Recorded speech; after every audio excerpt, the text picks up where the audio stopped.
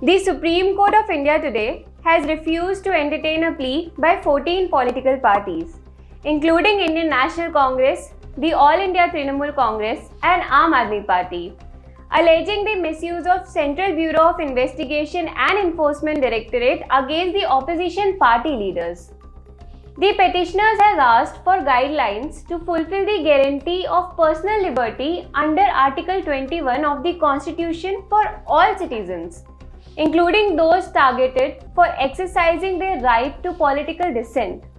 However, the court said that the political leaders do not enjoy any immunity higher than the common citizens.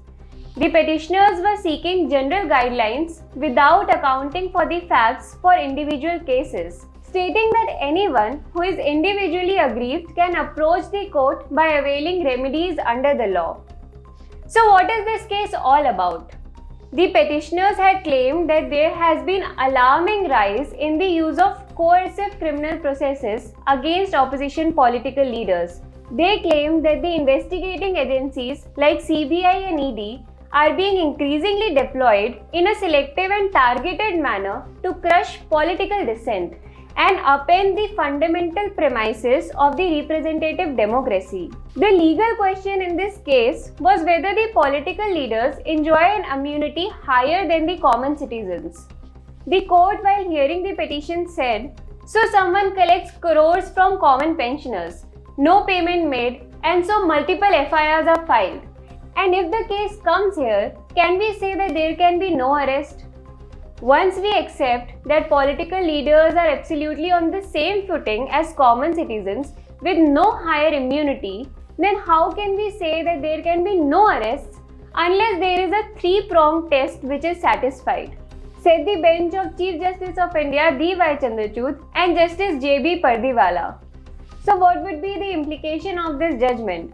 The judgment means that arrest and remand will be subject to three-pronged tests, and alternatives like interrogation at fixed hours or at most house arrest can be used to meet the demand of investigation. Bail can only be denied when the triple test is not met. However, the petitioner had sought guidelines to ensure that triple test is used for the arrest of person in any cognizable offence except those involving serious bodily violence. They also sought the principle of bail as rule and jail as exception to be followed by all courts, especially in the cases of non-violent offences. To read in detail about this judgment, do visit our website. Link is in the description box. And do not forget to subscribe to our channel Bar and Bench. Subscribe to our YouTube channel and click the bell icon.